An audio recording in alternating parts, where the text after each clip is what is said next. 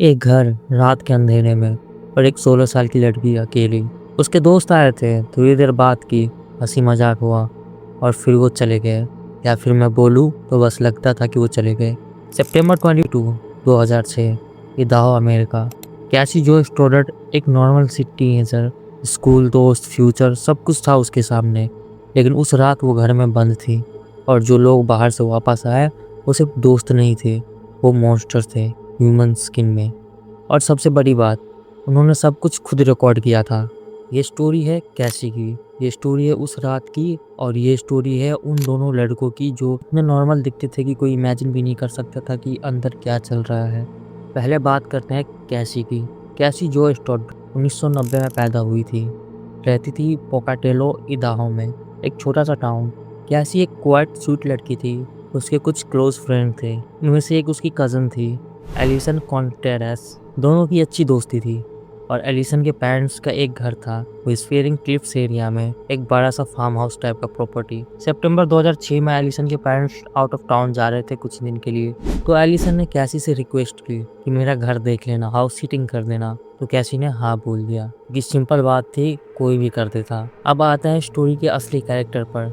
Brian Draper, एक 16 साल का लड़का जो क्वाइट रहता था, ज़्यादा दोस्त नहीं थे और कैसी का क्लासमेट था वो। और दूसरा टोरे एडम्स, 16 साल का लड़का, थोड़ा ज़्यादा आउटगोइंग था, लोकल चीयर लीडर का बॉयफ्रेंड भी था वो एक टाइम पर, और कैसी का क्लासमेट भी था। ये दोनों एक चीज़ में ऑब्सेस्ड थे, हॉरर मूवीज़।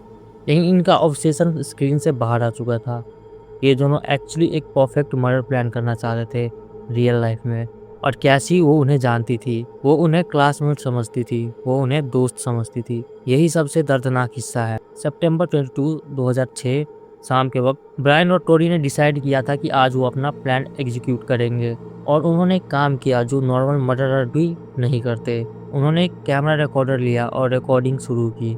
ये फुटेज बाद में केस की सबसे एक्सप्लोसिव एविडेंस बनी।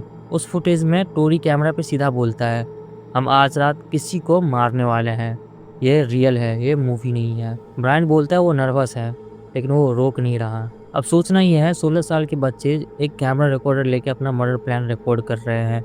कोई हेसिटेशन नहीं, कोई मोरल कॉन्फ्लिक्ट दिखाई नहीं देता, सिर्फ एक्साइटमेंट। ये साइकोलॉजिकल प्रोफाइल का एक बहुत डार्क एंगल है जिसके बारे में हम बाद में बात करेंगे। तो वो कैसी के पास गए शाम में, नॉर्मली एज अ फ्रेंड के हिसाब से। कैसी के साथ उस रात उसका बॉयफ्रेंड भी था, मैट बेकहैम। 4 लोग, एक घर, नॉर्मल सा फ्राइडे नाइट। ब्रायन और टोरी कुछ घंटे रुके, सब ठीक लगा। कैसी हंसती रही, बात करती रही और मैट थोड़ी देर में चला गया क्योंकि उसको घर जाना था। फिर ब्रायन और टोरी भी बोले, यार हम भी चलते हैं, लेट हो रहा है। कैसी ने कहा ठीक है। दरवाज़ा बंद हुआ लेकिन वो गए नहीं। वो लोग घर के पीछे वाले दरवाजे से अंदर घुस गए, जो वो लोग पहले से ही अनलॉक करके रखे थे जब वो अंदर घुसे थे। ये एक इम्पल्स नहीं था, ये एक प्लानिंग था, परफेक्ट प्लानिंग। कैसी घर में अकेली थी, लाइट ऑफ था। रात के वक्त वो प्रोबेबली टीवी देख रही थी या फ़ोन चला रही थी, सोचती रही होगी कि सब नॉर्मल है। और तब वो दो अंधेरे में से निकले। कैसी जो स्टूडेंट को 29 बार चाकू मारा गया, 29 बार। वो सिर्फ 16 साल की थी, उसका कोई दुश्मन नहीं था, उसका कोई डार्क पास्ट नहीं था। वो बस एक लड़की थी जो अपने कज़न का घर देख रही थी। अगली सुबह एलिसन कॉन्टेरेस वापस आए। उसने घर में घुसते ही, बाकी डिटेल मैं नहीं बता पाऊंगा, आप समझ सकते हो। पुलिस बुलाई गई। कैसी का बॉडी बेसमेंट एरिया में मिला। घर के अंदर कोई फोर्स्ड एंट्री नहीं था, मतलब ये तो कैसी ने खुद दरवाज़ा खोला या वो पहले से अंदर थे। इन्वेस्टिगेशन शुरू हुई, सस्पेक्ट की लिस्ट बढ़ने लगी और मैट बेकहैम जो आखिरी बार उसके साथ था पहले रडार पे आ गया। लेकिन मैट के पास एलएवी था और उसका बिहेवियर मैच नहीं करता था। फिर किसी ने टिप दिया, स्कूल में कुछ लोग बात कर रहे थे ब्रायन और टोरे के बारे में। ये दोनों रिसेंटली बहुत वर्ड बिहेव कर रहे थे, कुछ लोग अनकंफर्टेबल फील कर रहे थे उनके साथ। पुलिस ने दोनों को इंटरव्यू के लिए बुलाया और फिर इन्वेस्टिगेटर्स को एक चीज़ मिला जो उन्होंने एक्सपेक्ट नहीं किया था, ब्रायन की डायरी। और उस डायरी में सब कुछ लिखा था, प्लानिंग, थॉट्स, कैसी का नाम और एक लाइन जो इन्वेस्टिगेटर्स के पैरों तले ज़मीन खिसका गई, मैं एक सीरियल किलर बनना चाहता हूँ। और फिर कैमरा रिकॉर्डर फुटेज मिली। ये फुटेज ये केस की असली कहानी है। जब इन्वेस्टिगेटर्स ने वो टेप देखी, रूम में बैठा हर कोई साइलेंट हो गया। उस टेप में मर्डर से पहले 2 लड़के कैमरा पे बात कर रहे थे। ब्रायन एक्साइटेड दिख रहा था, नर्वस भी, लेकिन रोक नहीं पा रहा था खुद को। टोरी कॉन्फिडेंट लग रहा था, जैसे ये कोई एडवेंचर हो। वो खुद बोल रहे थे हम आज रात मर्डर करेंगे। वो प्लान शेयर कर रहे थे और वो इंजॉय कर रहे थे। और मर्डर के बाद वो वापस कैमरा पर आए। दोनों एक्साइटेड थे, थ्रिलेड थे। ब्रायन कहता है वो फील कर रहा है जैसे कि कोई सुपर हीरो हो, और टोरी कहता है ये बहुत ज़्यादा अजीब है। वो एक 16 साल की लड़की का खून करके कैमरा पर अपनी फीलिंग्स शेयर कर रहे हैं, जैसे कोई मूवी रिव्यू दे रहा हो। ये टेप एक प्रोसिक्यूटर का सपना था और एक डिफेंस अटॉर्नी का नाइटमेयर, क्योंकि ज्यूरी को कुछ प्रूव करना ही नहीं था। दोनों ने खुद कॉन्फेस किया था कैमरा पर। दोनों को अरेस्ट किया गया, ब्रायन ड्रैपर, टोरी एडम्सिक को, सितंबर 2006 में ही। दोनों पर फर्स्ट डिग्री मर्डर का चार्ज लगा, क्योंकि इडाहो में इस चार्ज के लिए इन्हें एडल्ट कोर्ट में ट्रायल किया गया 16 साल की उम्र में। ट्रायल कोर्ट में वो टेप चली। ज्यूरर्स के एक्सप्रेशन चेंज हो गया जब उन्होंने वो फुटेज देखी। विटनेस ने बताया कैसी के बारे में, कैसी थी वो, कितनी वार्म थी, कितनी केयरिंग थी। डिफेंस ने ट्राई किया मेंटल स्टेट का एंगल देकर, इमैच्योरिटी का एंगल देकर, लेकिन कुछ नहीं चला। Brian Draper guilty first degree murder के चार्जेस पर और टोरी एडम्सिक भी गिल्टी फर्स्ट डिग्री मर्डर के चार्जेस पर। उन्हें लाइफ इन प्रिजन का सेंटेंस मिला without the possibility of parole, मतलब कभी नहीं निकलेंगे, या ऐसा होना चाहिए था। लेकिन स्टोरी अभी भी ख़त्म नहीं हुई है। टोरी एडम्सिक के लॉयर्स ने बार बार अपील्स फाइल किए। आर्ग्यूमेंट ये था 2012 में अमेरिकन सुप्रीम कोर्ट ने एक रूलिंग दी थी, मिलर वर्सेस अलाबामा। उसमें कहा गया जुवेनाइल ऑफेंडर्स को मैंडेटरी लाइफ विदाउट पैरोल देना अनकॉन्स्टिट्यूशनल हो सकता है। कोर्ट ने कहा बच्चों का ब्रेन फुली डेवलप नहीं होता, उनकी कल्पेबिलिटी एडल्ट से डिफरेंट होती है। टोरी के लॉयर्स ने इसी रूलिंग का यूज कर बार बार पिटीशन की री सेंटेंसिंग के लिए। इडाहो कोर्ट ने बार बार रिजेक्ट किया। 2021 में एक इडाहो कोर्ट ने हाँ कहा, टोरी की सेंटेंसिंग होगी। कैसी की फैमिली टूट गई। फिर हायर कोर्ट ने वो डिसीजन पलट दिया। ये साइकिल चलती रही। कैसी की फैमिली जो पहले सिर्फ ग्रीफ कैरी कर रही थी, अब कोर्ट अपीयरेंसेस, अपील, हेयरिंग्स भी कैरी करती है।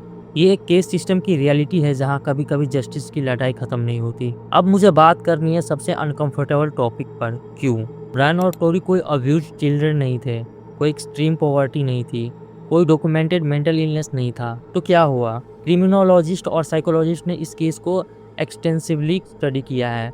ये दोनों इतने ज़्यादा हॉरर कंटेंट में थे कि उनकी लाइफ लाइन ब्लर हो गई थी। वो जेन्युइनली बिलीव करते थे या खुद को कन्विंस कर लिया था कि ये एक एडवेंचर है। इसका एक नाम है फैंटास्टिकल थिंकिंग, जहाँ इंडिविजुअल अपनी एक्शंस को एक स्टोरी का हिस्सा समझ लेता है। ये एक साइकोलॉजिकल कॉन्सेप्ट है, शेयर्ड मैडनेस।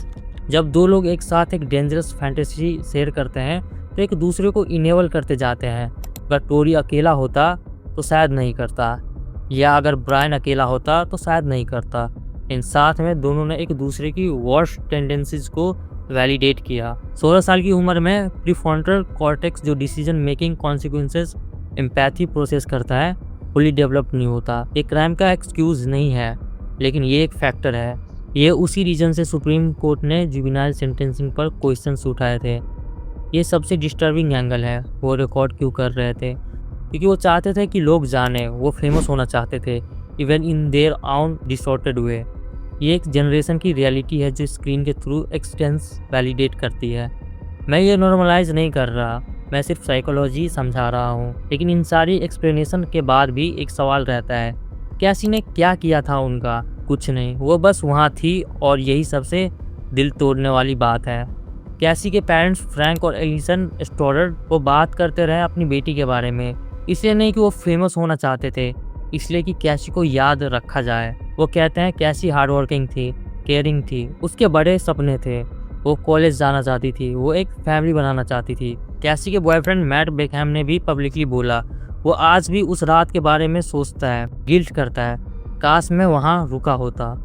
एक मर्डर सिर्फ एक विक्टिम नहीं होता, वो वेब्स क्रिएट करता है जो डिकेड्स तक चलती रहती है। कैसी के पेरेंट्स ने कहा हम चाहते हैं कि ये दोनों अंदर रहे, क्योंकि कैसी के पास एक भी चांस नहीं था अपनी लाइफ जीने का, तो उन्हें भी नहीं मिलना चाहिए। मैं सोचता हूँ इस केस के बारे में, और मुझे जो चीज़ मोस्ट अनकंफर्टेबल करती है वो ये है, ब्रायन और टोरी आउटवर्डली नॉर्मल थे, स्कूल जाते थे, लोग उन्हें जानते थे, कोई फ्लैग नहीं था, ऑब्वियस तो नहीं था। और यही होती है असली हॉरर। रियल लाइफ में मॉन्स्टर ज़्यादातर मॉन्स्टर नहीं दिखते, वो दोस्त दिखते हैं। कैसी ने उन पर ट्रस्ट किया क्योंकि उसके क्लासमेट थे। ये केस एक रिमाइंडर है कि हम किसी को कम्प्लीटली नहीं जानते और ये पैरानोइया में जीने की बात नहीं है, ये अवेयरनेस की बात है। अगर कोई आपके लाइफ में है जो एक्सट्रीम वायलेंट फैंटेसीज एक्सप्रेस करे, जो डार्क थॉट्स को ग्लोरीफाई करे, जो बाउंड्रीज क्रॉस करे, तो प्लीज़ किसी बड़ी और ट्रस्टवर्थी पर्सनैलिटी को बताओ। कभी कभी एक कन्वर्सेशन, एक इंटरवेंशन बहुत कुछ रोक सकती है। कैसी जो स्टोडर्ट 16 साल की पोकाटेलो इदाहो में रहने वाली, सितंबर 22 2006 को उनका मर्डर हुआ। वो डिज़र्व करती थी जीना, वो डिज़र्व करती थी अपने सपने को पूरा करना। अगर ये वीडियो यूज़फुल लगा, अगर कैसी की स्टोरी ने आपको कुछ सोचने पर मजबूर किया, तो शेयर करो।